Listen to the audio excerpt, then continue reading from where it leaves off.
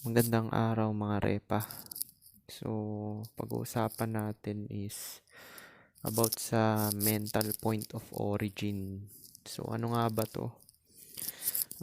Kasama na rin yan pagiging seryoso. Tsaka yung goals mo sa buhay kung ano man yan. Siyempre kung may goals ka sa buhay is dun ka lang nakafocus, seryoso ka lang din. Oo, mag-hit ka ng babae. Kasi wala naman din gaanong babae na mag-approach, bihira lang yun. Binibreak lang nila yung rules na yun para talaga sa super pogi or talagang attract talaga sila. So, yung mental point of origin is lahat ng gagawin mo is para sa ikabubuti mo. Kasi sinasabi nga nila dati, di ba? Marami na rin nagsasabi nito kung hindi mo kayang alagaan or mahalin sarili mo is hindi mo rin kaya mag-alaga or magmahal ng ibang tao. So, totoo rin yun. Hindi naman sa pagiging selfish yun is totoo lang yun. Kasi alam mo, ibig sabihin self-aware ka. Kung ano yung ikakasama mo, ganun din yung ikakasama ng ibang tao. Kung ano yung ikakabuti mo, yun din yung ikakabuti ng ibang tao. So, ibig sabihin, self-aware ka. Self-aware ka. So, yun lang naman yung mental point of origin eh. Na ang lagi mo lang iisipin is yung sariling kapakanan mo, tsaka yung ikabubuti mo.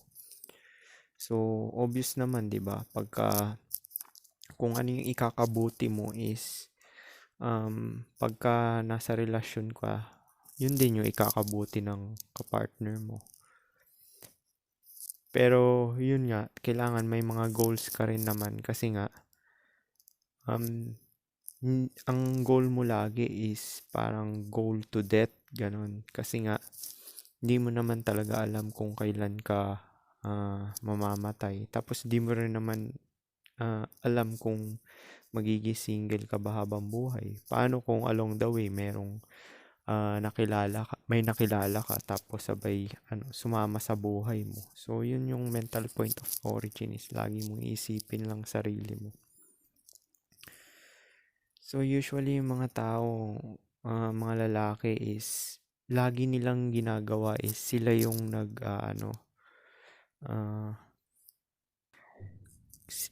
qualify nila yung sarili nila para sa babae. Ibig sabihin, um, gusto ng mga karamihang lalaki is mag-qualify sila dun sa standards ng babae.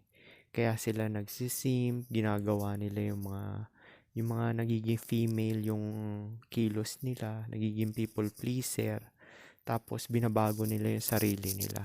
So, ang nangyayari nun is yung lalaki ang nagkwa-qualify para dun sa babae. So, para sa babae is, sure, merong ibang babae na ikipagrelasyon dahil nag-qualify ka sa kanya. Pero, ang mangyayari sa'yo nun is siya laging masusunod. Maraming lalaki na ganyan. Maraming nasa relasyon ngayon na ganun. Na qualify nila yung sarili nila para magustuhan sila ng babae. Which is, yan, karamihan ng mga beta box na normie na nasa relasyon ngayon is ganyan. Yung sila yung nagkwa-qualify para magustuhan sila. Yung hindi sila nagpapakatotoo sa sarili nila.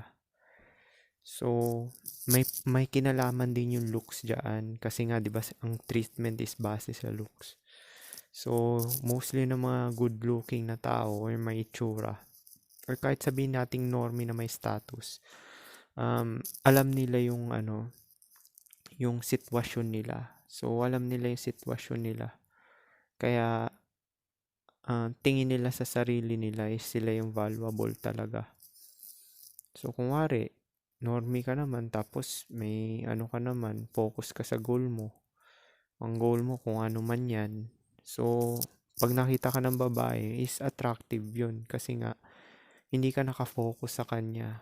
Baling mangyayari, dyan na papasok yung mga babae na magpapakyut sa'yo. Pero hindi ko nilalahat to kasi nga, nangyayari lang yan talaga sa mga medyo normie-normie na may pera or mga high tier normie to chad talaga.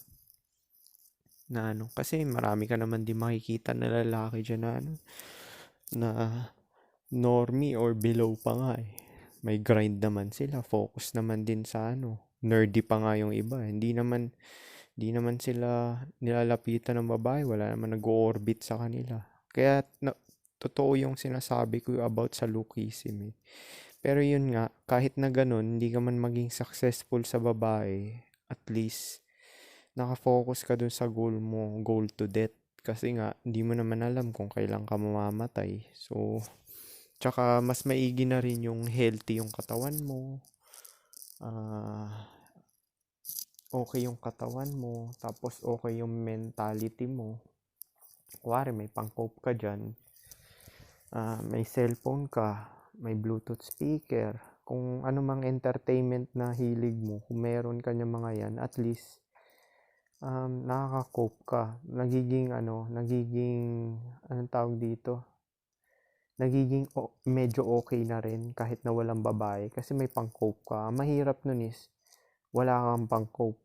Kuwari, ang hirap-hirap mo na, hindi ka na nga successful sa babae, wala ka pang pang-cope, is yun ang medyo talagang pangit na sitwasyon kasi nga dyan ka na madidepress tapos parang gagawa ka ng mga hindi mo ikakabuti, destructive na. Actually, itong black pill na to is pinaparealize lang sa inyo yung sitwasyon nyo eh, para alam nyo yung mga gagawin nyo sa present para kung ano man yung goals nyo sa future is magagawa nyo. So, di ba sa black pill, ang main purpose lang naman ng buhay, survival at procreation lang. So, kahit na hindi ka man maka-procreate, may survival pa rin na part. So, talagang kahit na sa ayaw at gusto mo, mapipilitan ka rin talaga na mag-focus sa sarili mo. Lalo na dyan sa Pilipinas, wala naman benefit dyan eh. Hindi ka naman susustentuhan ng gobyerno. So talagang sa'yo lang lahat talaga. Solo ka lang talaga. Wala kang maaasahan. Sarili mo lang talaga. Kaya dapat talaga seryoso ka sa buhay mo talaga. Sa mga ginagawa mo. Tapos kung ano man yung goals mo, seryoso ka na matupad. Bonus na lang yun nung maging realistic tayo dito dahil lahat naman tayo dito normihan lang din naman to below sub 5. So, yun na lang talaga magagawa natin. Mag-cope na lang talaga. So, yun, yung mental point of origin mo is laging sa'yo. Kunwari, may kipag-date ka. Kunwari, kasi date na rin yun eh. Yayayain mo siya lumabas. Parang date na rin yun eh. So, yung purpose na yun is para sa entertainment mo. Kagaya ko dati. As in talaga, parang twice a week may ka-date talaga ako dati. Parang twice a week. Kasi nga, hindi talaga ako nababakante. Kasi nga, yung mental point of origin ko is sa sarili ko lang. Parang for entertainment ko lang yun. Tapos bonus na lang kung magustuhan ako. Minsan pa nga, pinagdadasal ko na wag ako wag ako sagutin eh. Minsan pagka ganun, yun pa yung successful eh. Kung niyaya ako yung testing lang. O nagtanong, saan tayo pupunta? Sa Sogo. Didirect ako ng ganun. Tapos pumayag. Sabi ko, tangina ba't ka pumayag? Yun pa yung iniisip ko. Promise ganun yun kasi nasisense ng babae rin yun eh. Sa bagay, hindi naman sila sasama sa akin kung hindi sila below sa looks ko eh. Doon pa lang magkakaalaman tayo. Looks pa rin talaga eh. Pero yun nga, yung point of origin mo is sa'yo pa rin talaga. Yung mga dates na yung mga maraming dates, tapos or yung ka-date, point of origin mo sa'yo pa rin. Actually, yung karamihan nga, pag na-sense ko na parang hindi ako trip na ito, hinihinto ko na para wag mo na patagalin. Kasi nagsasayang ka ng oras, tsaka pera. Kung ano man yan, maglalabas ka pa rin. Kasi nga, pero ngayon parang hindi na rin gaano maglalabas ng pera kasi online is real life na rin eh. Mahirap makapag-date ng babae ngayon kasi nga may online na. So, mas safe na sila, mas mabilis yung access nila. Ang mga lalaki is instant rejection. So, parang online is real life na rin talaga. Mahirap na makapag-date. Tsaka wala na talagang game. Gusto na talaga yung looks mo from the get-go. Tapos pag nag-meet kayo, doon na magkakapalagayan kung mapupunta sa check-in o hindi. Kasi alam na rin ng babae yan na mapupunta nga doon eh. So kaya maingat na maingat sila. Kaya 80% talaga sa online is deemed unattractive talaga. Nare-reject yan, matik. Tapos sa trabaho, mahirap din mag-approach. Saan ka mag-approach? Sa parke. Sa parke, creepy. May cellphone na yung mga babae. May cellphone na yan. Kaya mahirap yung sitwasyon ngayon ng mga normi-normihan tsaka mga below average. Pero ganun pa nga rin, yung mental point of origin mo is sa'yo pa lang na lang din. At least may pang-cope ka rin. Narinig ko na rin kay Rolo Tomasi yun eh. Yung mga kasi nga ang purpose lang naman talaga ng buhay is survival at procreation lang talaga. Yun lang talaga yung So yung mga ibang mga lalaki na hindi successful sa procreation is ini-invest na lang nila yung energy na yun sa ibang bagay na kuwari arts, yung mga music, ganyan. Ano yan eh, tawag dyan sexual frustration tawag. So yung sexual frustration miss, mapupunta na lang sa ibang bagay na pang-cope. Na sa tingin mo ikakabuti mo. Kuwari yung mga famous painter, famous sculptor, o yung mga famous musician. Marami rin mga single na musician eh. Na kasi nga doon na lang nila focus yung nila, yung sexual frustrations nila doon sa ibang bagay na lang. Kasi hindi sila successful sa hindi naman din sila ligawin. Or dahil ayaw lang din nila. Meron din naman talaga na ganoon. Kagaya ni Brandon Boyd. Diba si Brandon Boyd parang sa Incubus. Paisa-isa lang yung nagiging girlfriend niya. Hindi naman marami. Tapos sabay single din siya. Mukhang ayaw rin mag-anak. So may mga ganun tao rin talaga na nakafocus na lang talaga dun sa sa ibang aspeto na gusto nila, kung ano mang goals nila. Siya sabi nila makakasira daw ng yung babae sa goals mo. Depende naman yan sa mo sa kung paano mo tingnan yung mga bagay-bagay eh. Kung makakasira ba yan o hindi. Merong iba, karamihan naman ng mga successful, may karelasyon naman talaga sa totoo lang eh. Wala namang single sa mga successful. Kahit si Josh yung Kangkong King, Kangkong Chips, may girlfriend yun. Si Frank may girlfriend din yun. Although hindi sila nag-i-spin ng planes, pero mga long-term relationship na matagal. Si Koy Koy, so yung mga crew niya, lahat yun may mga girlfriend yun. Kahit pa sabihin mo sub 5 yun. Pero LTR, hindi sila nakaka-spin ng plates. Sabi lang nila yun dun na walang pruweba yun. Niwala ka dun sa mga yun. Kaya nga sila curious magtanong sa mga Gen Z ngayon eh. Kasi iba na yung kalakaran ngayon sa Gen Z. Lookism na talaga. Either meron ka or wala. Zero ka. Usually, pagka pogi ka, sakop mo, mas marami kang options. Pag hindi, wala. Pero ganun pa nga rin. Kahit sub 5 kayo, normie. Dapat yung mental point of origin nyo is lagi lang din sa'yo. Kasi nalalaman din yun ng babae. Sa bagay, hindi naman din mamimili yung babae kung wala talaga sila mapapala. Tsaka, usually yung mga nagsisimp sa mga babae is karamihan din naman din ng lalaki, sinushoot nila yung mga may itsura rin talaga. Or nagda-downgrade, tapos parang desperado. So, syempre, pagka desperado ka, ano ba yung mga desperadong lalaki? Yan yung mga walang pera, tapos sabay yung parang walang alam, or walang history rin. Kuwari, walang virgin pa simula ng kabataan. Kuwari, pumatong na ng 25 or 29, 30, ganyan. Nagiging desperate na rin yung mga iba.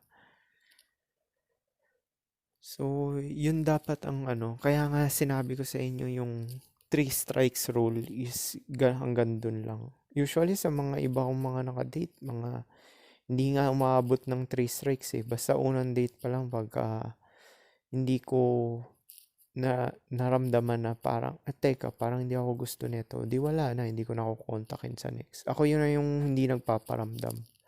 Pagka ganun. Hindi naman din sila magpaparamdam kasi kung gusto ka talaga magpaparamdam din yan. Or i-assure niya na may next pa. Kagaya ng mga naging girlfriend ko, in-assure na may next pa kasi yun pagka gusto ka. Bibigyan ka ng assurance sa next, ganyan. Next time na lang na tas set ng date. Tapos kukontakin mo siya dun sa date na pinagsetan nyo. Kuwari, usually ganito. Sabi, niyaya ako, di ba? Check-in tayo or Sogo. Dati, brutal pa talaga ako. Sogo talaga sinasabi ko eh. Direktahan eh. Or check-in, ganyan. Tapos, ngayon na lang yung sleepover kasi mahabol na rin sa Gen Z. So, yan nga, sinasabi ko dati. Tapos, sabay pagkaayaw. So, syempre yun, parang nawala na ako ng gana. Mararamdaman ng babae yan, nawalan ka ng gana. So, parang, syempre, pag nawalan ka ng gana, alam na niya na yung next na hindi ka na magpaparamdam. Pero pag gustong-gusto ka ng babae is talagang bibigyan ka niya assurance. Bago kayo maghiwalay, sabihin niya, next time na lang Tapos, sabay, sasabihin mo na lang, sige, pag nagkita na lang tayo sa next Saturday or ganitong date. Tapos sabay, dun mo na lang siya kontakin sa day na yon. Usually, totoo naman yung sinasabi nila. Kuwari doon sa day na kinontak ko na sila ng pangalawa. Umaano naman sila. Kaya nga maganda yung minimal effort, minimal investment. Basta pag alam nyo na parang walang gana, dapat kayo yung talagang willing na mag-walk away.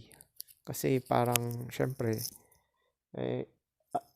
seryoso ka, ibig sabihin, seryoso ka sa mga ginagawa mo sa buhay. Ayaw mo magsayang ng oras. Which is, ganun din naman ako, seryoso ako sa lahat.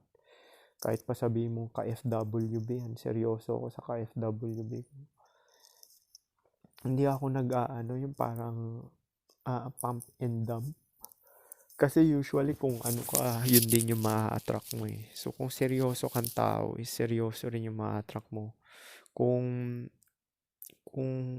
yung kumpleto yung family mo, may values ka, tsaka morals, ganun din yung ma-attract mo. Usually na-attract ko is kumpleto family. Kasi nga, ganun din ako.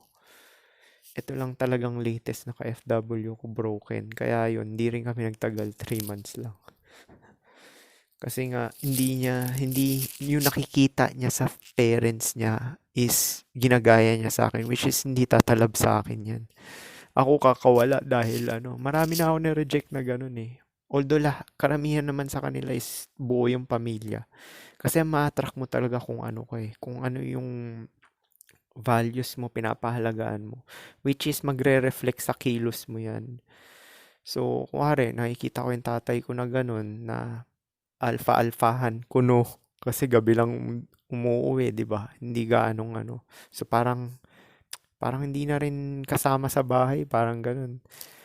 So, at least, na-adapt ko yung kilos niya na parang ganun, na hindi gaanong all in. Kasi ganun yun eh, na dapat yung babae talaga may gusto sa'yo. Kasi, ibig sabihin nun is, mataas tingin niya sa'yo, tsaka mataas respeto niya sa'yo. So, kahit minimum wage lang yung tatay ko is mataas respeto ng nanay ko doon. So, ganun yun eh, na yung mental point of origin mo lang talaga para sa sarili mo. Pero mahirap to gawin kasi nga, depende na rin yan sa treatment. Kaya hindi ko yan talaga, nilalahat talaga kasi merong iba talaga na beta, normie na talaga, beta pa yung kilos. Kasi nga, sa treatment nga, ng mga tao sa paligid nila. Kasi yung treatment talaga base sa looks talaga eh. Totoo yan talaga eh. Kahit anong paikot-ikot ko talaga yun, nangyayari yan. Kahit yung iba naman, kaya nga sinasabi ko, pinaka-safe na lang talaga kahit anong looks mo eh. Seryoso ka na lang. Para magkakaalaman na, di ba? Sinabi ko yan sa last, di ba? Na pag seryoso kang tao, pangit ka. O, seryoso ka sa ginagawa mo, nag-aaral ka, nandun ka lang naman eh. Kuwari, nasa eskwelahan ka, seryoso ka, nag-aaral ka lang. O, tapos pagka may umorbit sa'yo, dun mo na lang patusin. Pero seryoso ka rin doon dun sa ano, na hindi ka nakikipaglaro. Kuwari, may umorbit sa'yo na ano. Minsan nga, seryoso din naman ako na ano, para malaman nila na magkaalaman na talaga kung sino yung may ayaw sa'yo or gusto ka. Kaya yun talaga strategy, seryoso ka lang, tapos flexible ka. Na ano, usually wala ako na-attract na ano, na parang mga ah, fa- mga promiscuous, wala akong na-attract na ganun. Kasi nga, nagre-reflect yan sa kilos mo. Kung ano yung values and morality mo. Tsaka yung mga pinapahalagan mo, tsaka goal mo is nagre-reflect yan sa kilos mo talaga.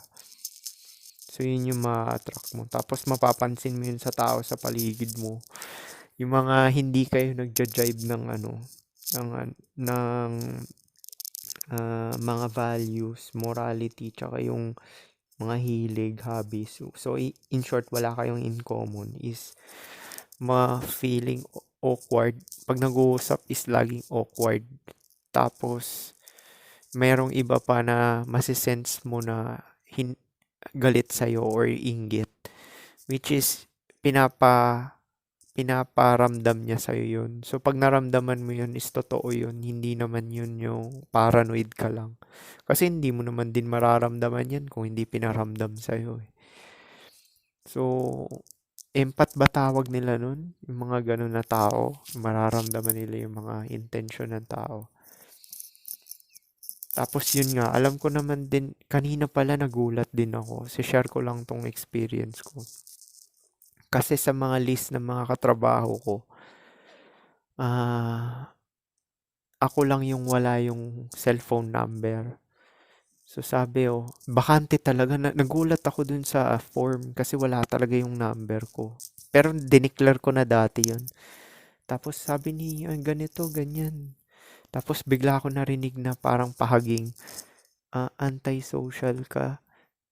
Kala ni ano, ganito, anti-social ka, ganun. So, bigla akong binigay yung number ko. Sabi ko, ito number ko, hindi ko kasi kabisado eh. Pero sa totoo, hindi ko talaga kabisado yung number ko kasi wala naman na ako mini-message talaga. Messenger na uso ngayon, hindi na yan cellphone number. So, yun nga yung ano, kasi wala naman din akong in common talaga sa mga katrabaho ko. Formality lang din naman. Pero nakikisama lang din ako kasi ang goal ko lang naman din talaga, pera lang din talaga. Seryoso ako sa ginagawa ko dahil sa pera. Tsaka wala naman din sila mahanap na butas sa akin dahil pulido naman ako gumawa dahil focus ko yung trabaho ko lang talaga. Kasi pag focus ka sa ginagawa mo or yung marami kasi naiinis sa mga ginagawa nila. Sa totoo, wala naman din talagang ikakainis kasi habang buhay ka rin naman talaga magtratrabaho eh. Kaya yung sinasabi nila makaalis sa wage leave. Depende yan kung paano mo tingnan yung mga bagay-bagay or your perspective na lang talaga. Na, ganyan. Ang saklap ng buhay ko kasi empleyado ako. So, yung napunta ako dito sa West is, walang pakialam yung mga tao dyan. Ang gusto nga lang ng mga tao is pagkain lang talaga tsaka may tirahan. Maglagay ka ng mga gamit dyan sa labas, walang pakialam mga tao, walang magnanakaw. Kasi ang gusto lang ng mga tao dito is pagkain lang talaga tsaka tirahan. Kaya hindi mo mababribe mga tao dito eh. Kasi nga ganun sila mag-isip. Importante sa kanila is yung kung ano lang mahalaga tayo. Which is, sa totoo rin naman talaga, yun naman talaga mahalaga. Marami kasing mga nagfe-flex lang sa Pilipinas, yung mga influencer. Na akala mo okay yung buhay nila. Pero mas marami silang alalahanin kasi yung mga mayayaman, kailangan nila i-maintain yun. Alam mo yung i-maintain mo yung malaking bahay, i-maintain mo yung kotse mo na milyones, which is malaki tax. Kung may OD ka na 6 million, malaki tax niyan kada taon. So, hindi siya advisable talaga. Na, tapos yung maraming business, yung kangkong chips. Oo nga, mukha siya mayaman, nagagawa niya yung mga gusto niya. Pero yung maintenance. Kaya nga, sinishare ko rin sa inyo minimalism din. Para nagiging masaya kayo kung ano yung meron ka. Hindi mo yung nakukumpara mo yung sarili mo sa ibang tao. Kasi biruin mo, tingin ng ibang tao, yung hindi nakakatingin ng mga bagay-bagay, mga ibang aspeto, yung linear lang mag-isip, sarap ng buhay niya, ganyan. Pero promise, may computation yan eh. Yung mga businessman is, oo, may sobra sila na onte, milyones, pero yung need nila i-maintain, yun, ang sinasabi natin dito yung maintain eh. Yung para wag ka bumagsak. Kasi kung high status kayo, marami ka masyadong pera, is ang only way mo lang is down. Kaya to prevent yung down is i-maintain mo talaga. Gagawin mo yung lahat ng makakaya mo. Kaya nga yung iba, 'di ba, yung mga mayayaman, mabilis silang bumagsak. Kasi yung mini-maintain, yung maintain talaga mahirap i-maintain. Yun yung mga hindi nakikita ng ibang tao eh. So, yun nga. Yung origin mo na lang talaga yung sarili mo. Nasi-share ko lang tong experiences ko. Kagaya ko, hindi rin ako nagkukotse kasi ayoko na may i-maintain ako dahil INFP kasi yung personality. Hanggat maaari ayoko ng commitment, attachment, tsaka yung mga may mini-maintain ka. Kagaya ng dito sa trabaho ko, kung saan ako nagtatrabaho, doon ako lumilipat malapit doon para hindi na ako magkokotse. Naglalakad na lang ako.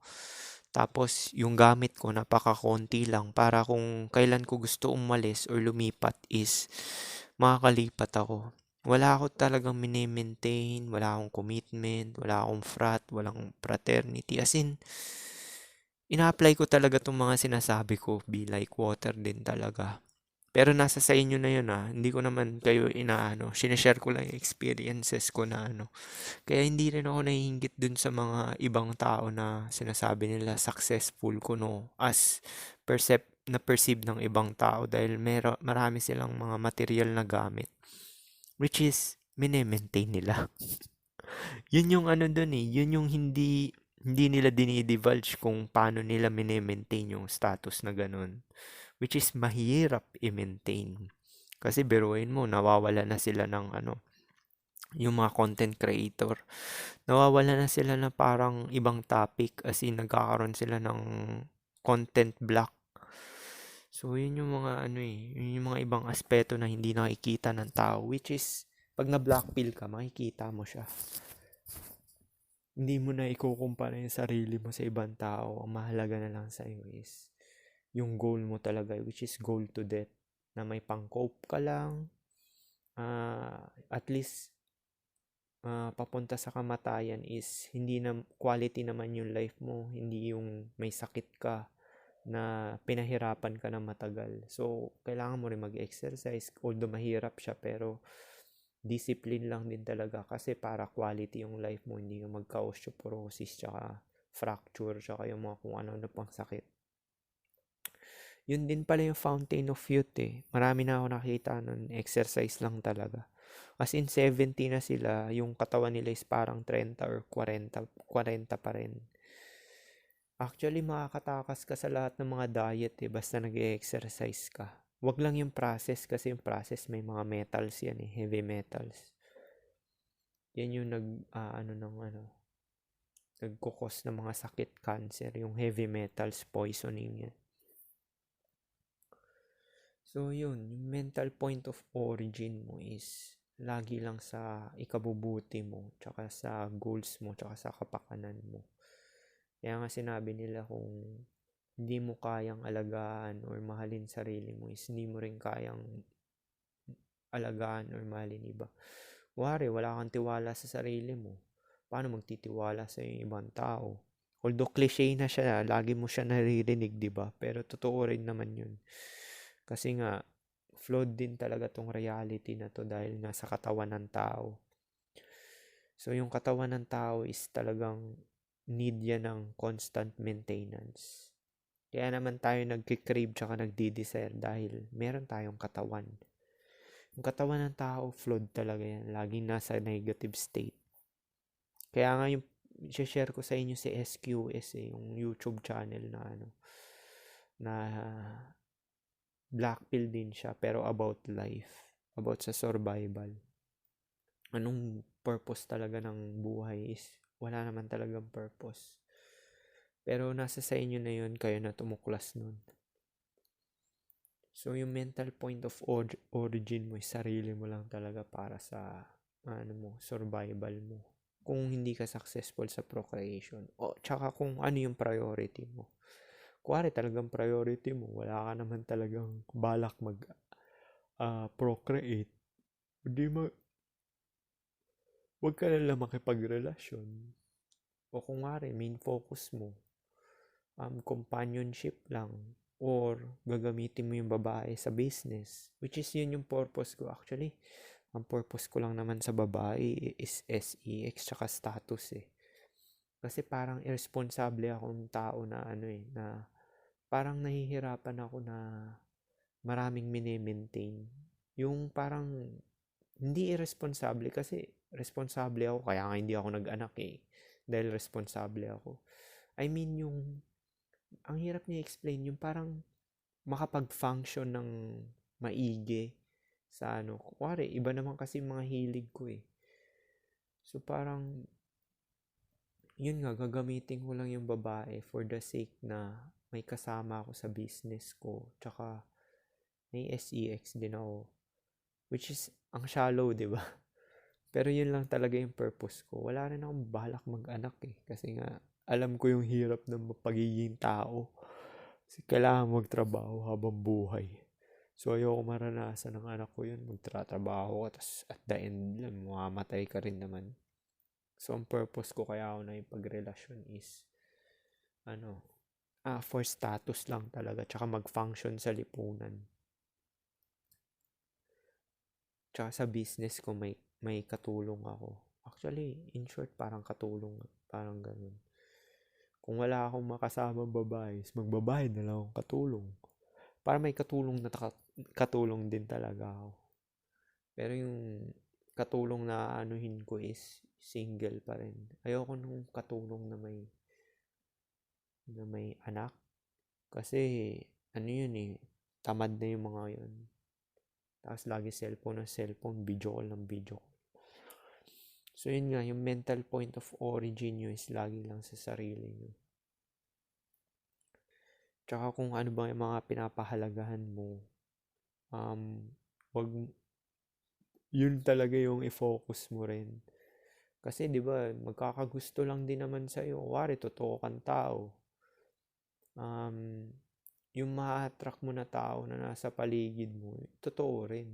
Pero may malaking parte na rin yung looks Pero yun nga, kung ano yung mga hilig mo, tsaka yung binavalue mo is, yun din ma-attract mo. Particular na sa mga babae.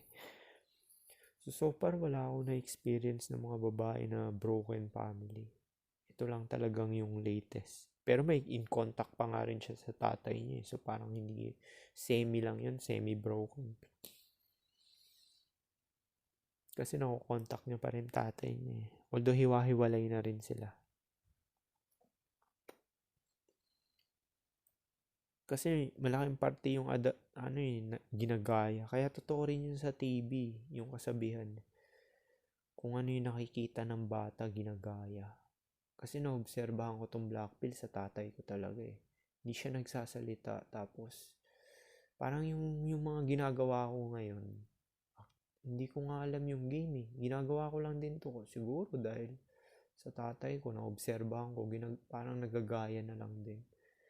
Kasi hindi naman din ako masalita pag sa mga karelasyon ko Seryoso lang din ako Tapos hindi rin ako showy. Parang PDA. Kaya nga sinabi ko sa inyo, totoo yun Yung mahahalikan mo lang ako, mahahawakan mo kamay ko pag nasa motel tayo. Yung parang, yun na yung parang sweet ko, no? Yun lang yung ano. Which is mahalaga sa kanila yun. Bagay, tsura ko pa lang mahalaga na sa kanila. Dahil sub 5 sila eh. Hindi sa nilalait ko sila. Minumulat ko lang sa inyo yung hypergamy. Hypergamy talaga is hindi siya papatol talaga yung babae kung wala siya mapapala either genetically or yung financially. Pero at least makapasa ka sa looks threshold. So paano yun lang siguro, peace.